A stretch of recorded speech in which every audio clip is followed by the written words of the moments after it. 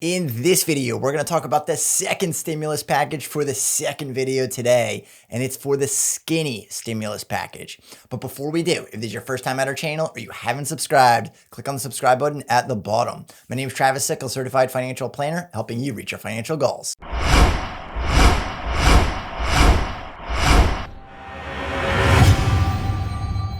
So the Senate Republicans are gearing up to issue a new stimulus package. So we should have a copy of that within the next 24 hours. And that clock has already started. And Politico reported on it earlier today, calling it the skinny coronavirus relief package. Now, I don't know if it's actually going to be called the skinny plan or if just what is Politico is reporting on it, because that's what it seems like it's being called right now. A skinnier version of the HEALS Act. And first on the list is the unemployment at $300, and that should go until December the 27th. Now, this would replace what the current Trump executive order is issuing, which is $300 plus the additional $100. Now, the $300 is going to come from the federal government, and the additional $100 has to come from the state. And not all states are accepting it. Now, South Dakota is the first state to actually decline the additional $300, saying that they're good and they don't actually need any additional assistance. And there are some states in there that have already taken the money and accepted the proposal and have already been issued.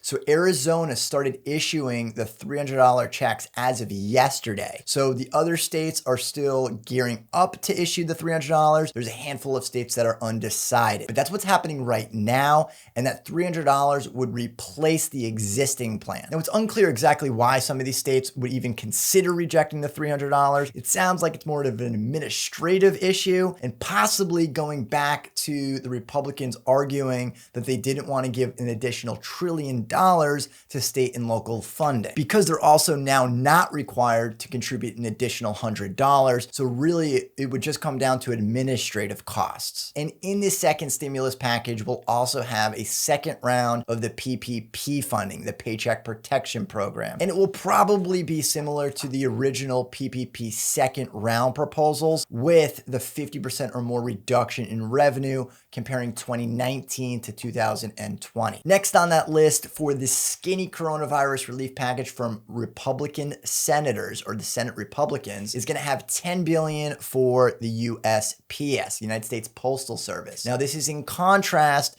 to the proposal that's gearing up to be signed in the House on Saturday for an additional $25 billion. So what's interesting about that is Republicans want $10 billion and the Democrats want $25 billion. And the Democrats have come down to $2.5 trillion for the overall package, and the Republicans are at $1 trillion. So it's the same exact ratios as the full package proposals previously. And the Postal Service getting additional funding has nothing to do with the actual economy. It has everything to do with the November election. And the House meeting on Saturday to vote on the $25 billion bill is after a response from House Speaker Nancy Pelosi, who wrote a letter saying, quote, "Dear Democratic colleagues, the Postal Service is a pillar of our democracy, enshrined in the Constitution and essential for providing critical services, delivering prescriptions, Social Security benefits, paychecks, tax returns, and absentee ballots to millions of Americans, including in our most remote communities." And then she goes on to bash the Postmaster General. And here's what she said. Postmaster General Louis DeJoy, one of the top Trump mega donors,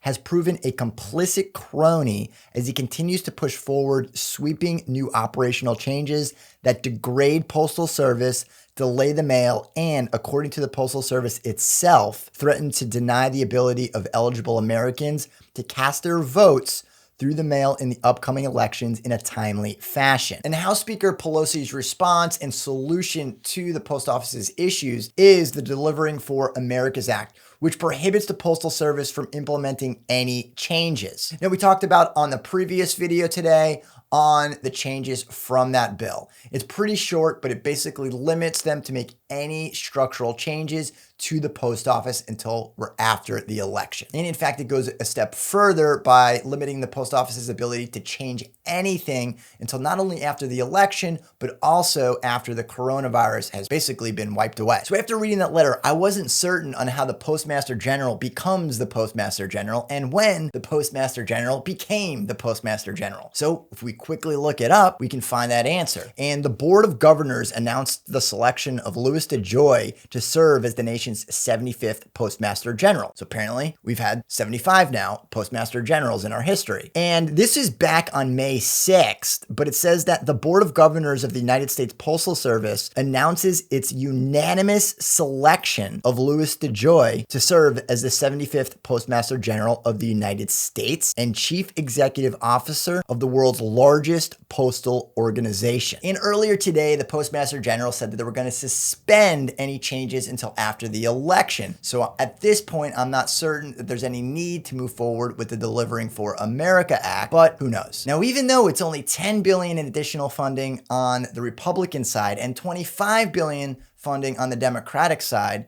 it still seems like it's taking center stage for the next stimulus package, even though it's a small amount relative to the trillions that they're about to spend. And there will also be additional funding for education and testing. Now, what I did not see in any of the proposals to date, and correct me in the comments if I'm wrong, I did not see any support for the parents. I would like to see more support for the parents, especially if they're doing online learning, because I know that I just went out and bought 2 new laptops for our 2 oldest going into school. So I didn't see any support, and I have to imagine that's going to be a big struggle for a lot of families to buy their own supplies and get their kids up to speed while we still are moving through this pandemic. And what will also be in the skinny bill is the liability protection. They've made that clear. That is a part of the next stimulus package. It is a non-negotiable. But then again, everything is negotiable. Now, what wasn't mentioned in this stimulus proposal was the $1,200 stimulus checks. Now, we'll know within the next 24 hours if this new proposal has the stimulus checks. And I cannot imagine that it won't have the next stimulus checks, because that's exactly what Trump tweeted on Friday, that he was directing Treasury Secretary Steven Mnuchin to gear up to give those stimulus checks out. And in his example was the $3,400 for a family of 4, $1,200 for each of the parents at $2,400 total, an additional $500 per child, 2 children, $1,000. Add that up, you have your $3,400. So we did not see that in the new proposal, but hopefully when the text comes out and it actually gets proposed, we'll see that and we'll know that within the next 24 hours. And that is the update for August the 18th on the stimulus package for the skinny bill. If you've enjoyed this video, be sure to subscribe and leave your comments down at the bottom.